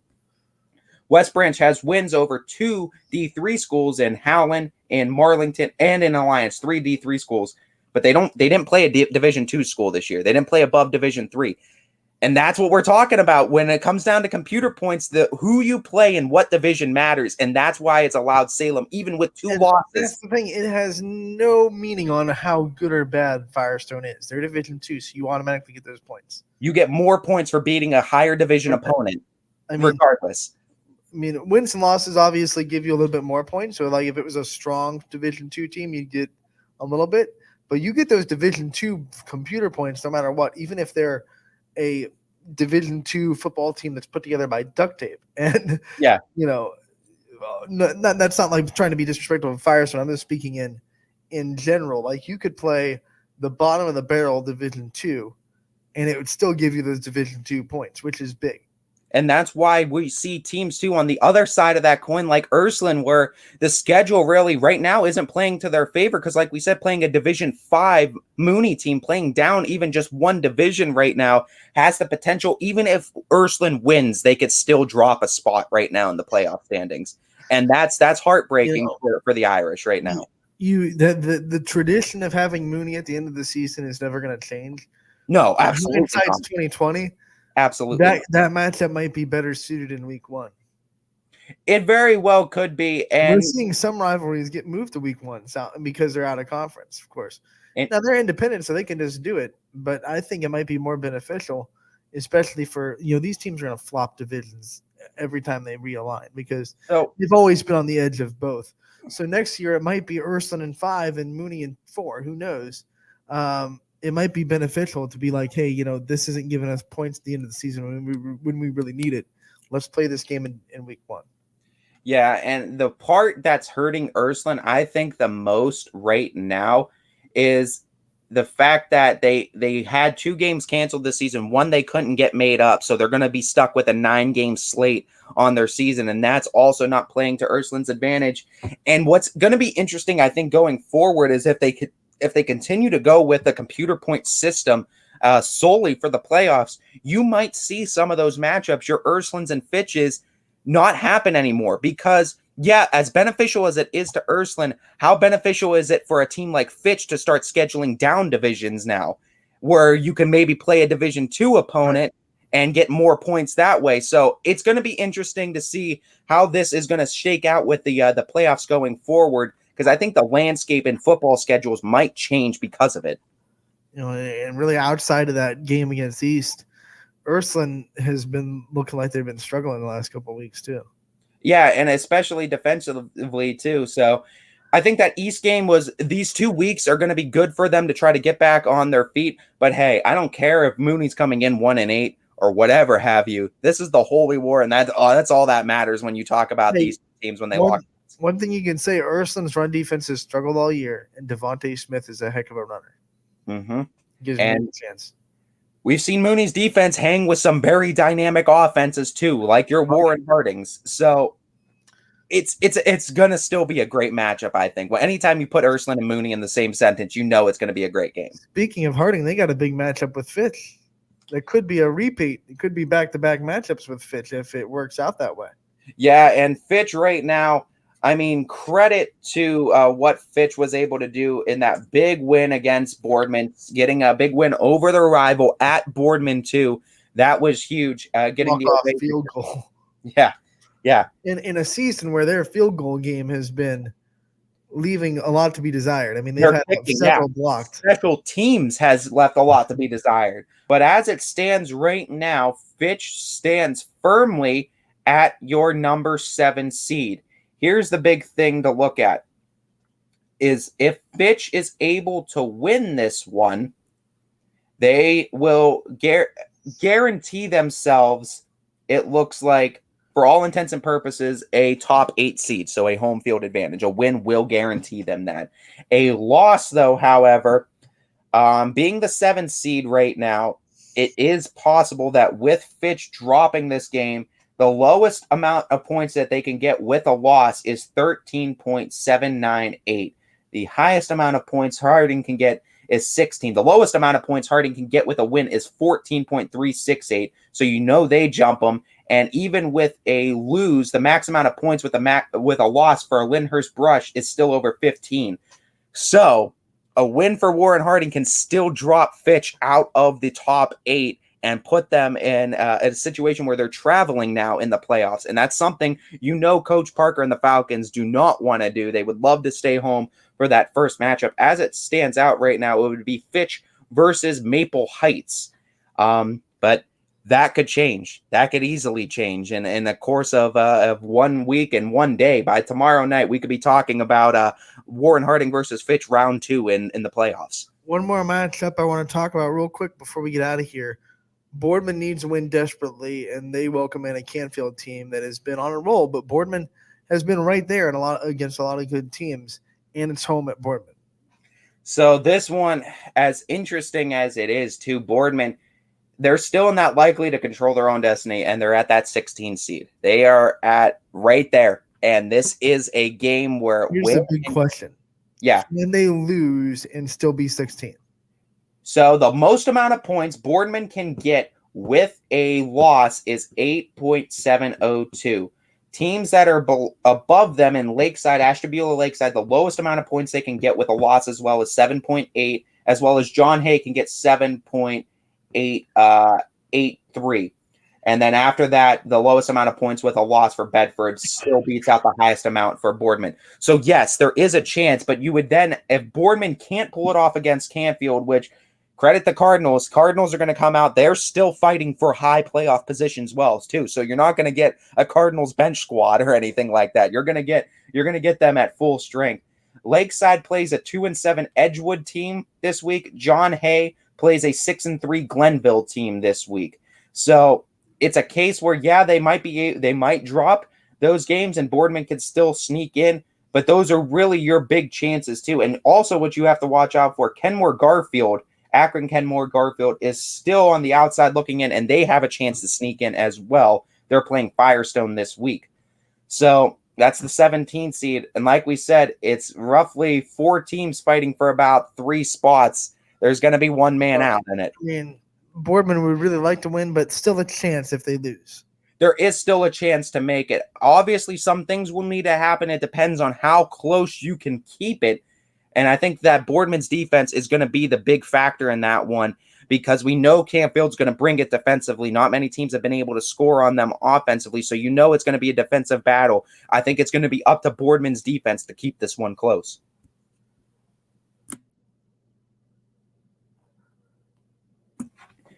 And we look, Boardman, I think, allowed 17-21. The most amount of points they've allowed this season was against St. Vincent or Warren Harding, Benedictine, excuse me. Benedictine was 38 points that they allowed to them. And of course, we know Canfield has been huge all season, number 5 seed. The most amount of points that Canfield has allowed this season was 21 back in week 2 against Dover. And since then, Canfield has not allowed less than 16 points. Question here in the comment section brought to you by Boardman Mitsubishi. And I want to say it is the regional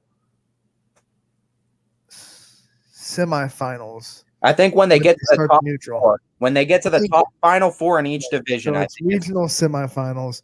So the higher seed will host 2 games. So you'll have, if it goes chalk, you'll have your 1 versus 16 and 1 versus 8 at home, and then the semifinals will be at a neutral site. That would be a huge way too. I mean, every team would love 2 home games on a path to try to get to that top 4 in the division, in the region, I should say.